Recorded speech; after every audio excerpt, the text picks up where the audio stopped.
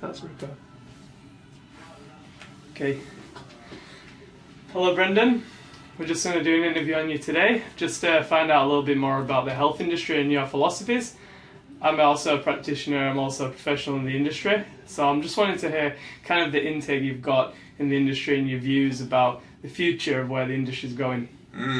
So the first question, like that's really, that affects me is why is the industry turning into a material, an egotistical industry? Why is it so important for people to look good, not necessarily be healthy? So I'm throwing you right in there.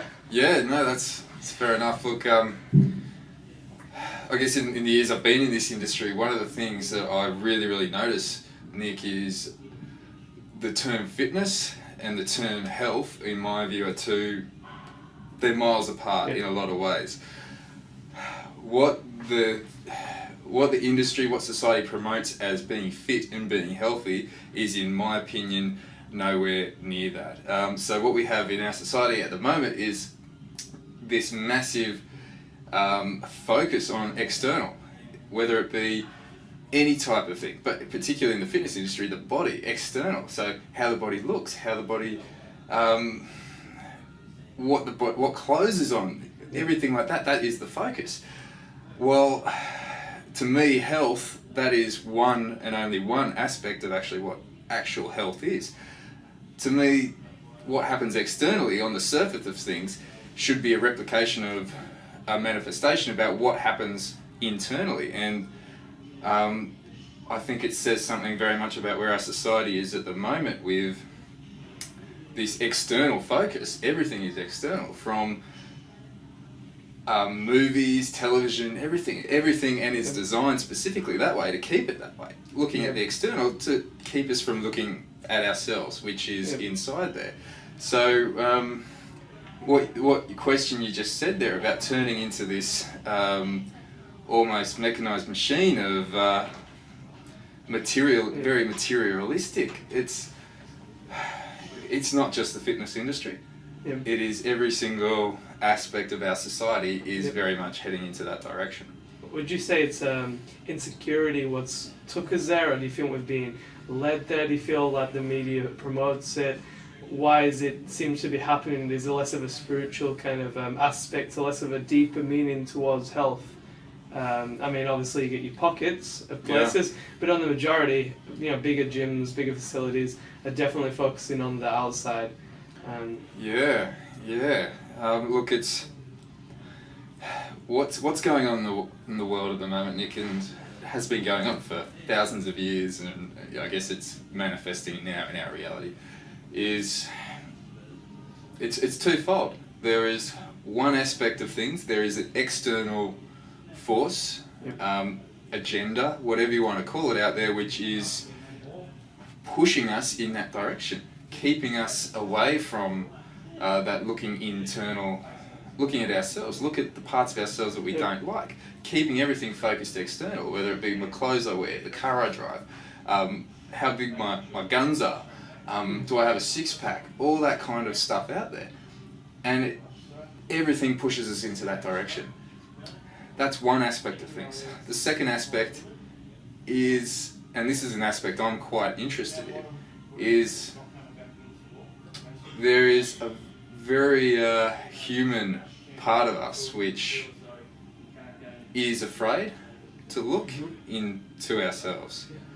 That part of us doesn't want to look at that aspect of ourselves, and we love that fact that we now are getting provided everything to keep us away from doing that. So you feel it's almost of a distraction to find bigger answers out there? You feel it's like it's kind of being put on as like to keep ourselves happy with little things that don't necessarily have any meaning, or? Yes, and well, as I said, so that twofold approach. So looking at the external factors, so there are phenomenally large interests involved in keeping us out of looking internally.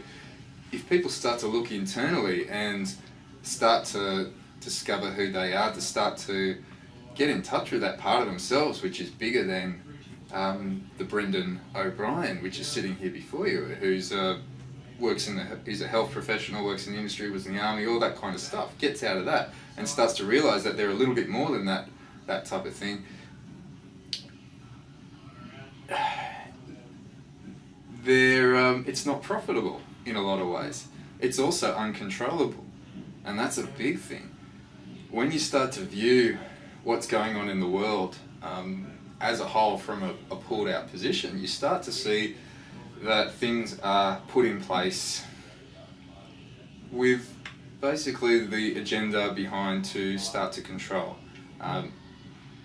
To control aspects of us, to keep us from getting in touch with that part of ourselves which is connected with is connected with absolutely everything.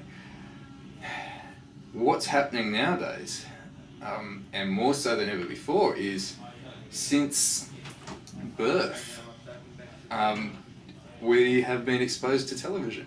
We have been exposed to religious beliefs, family beliefs. We have been exposed to the medical system, a phenomenal amount of poisons, and that's what they are, poisons which have been put into our foods.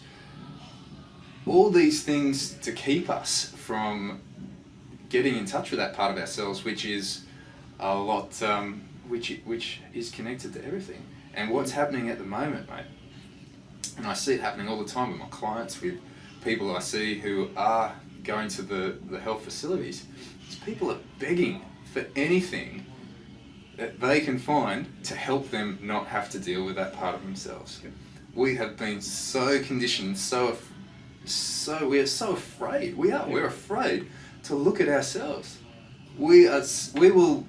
Can't wait for the newest iPhone to come out. It's Christmas time. I don't even know what new stuff is coming out, but people will be looking forward all year to this new gadgets, anything that can distract them from being connected with that part of who they are. And it's not to say all this stuff is wrong or is evil. It's not. It's relatively neutral, but it's how it's being used and how we have now been brought up. People, well, a lot of people I see who just do not want to connect, and they're quite happy going into the cinema and forgetting, playing. They're in Birchcale Coil cinemas of life without looking at the real thing. Yeah, and that's what I found. As growing up, I was never the intellectual type, never really excelled in anything in particular.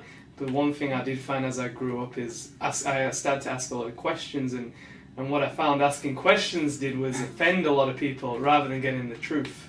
Yeah. So when I came into the fitness industry, I noticed there's a lot of pain involved with becoming better. So there's a lot of people putting themselves under pain. And this is an international thing. Yeah. And I've stood back and I was like, well, why would I have to put myself through pain just to look good? Who am I proving? Now you see that constantly. So, I mean, obviously what you were talking about has leaked right down into the fitness industry. Yeah, well, the fitness, as I say it to all the trainers who I meet and all my clients almost, I work in the most, well, possibly behind fashion and movie business, but probably the most egotistical industry there is. Why is that so? It's because we deal directly with people's insecurities, predominantly about their body, how they feel about themselves. These are phenomenally painful parts for a lot of people.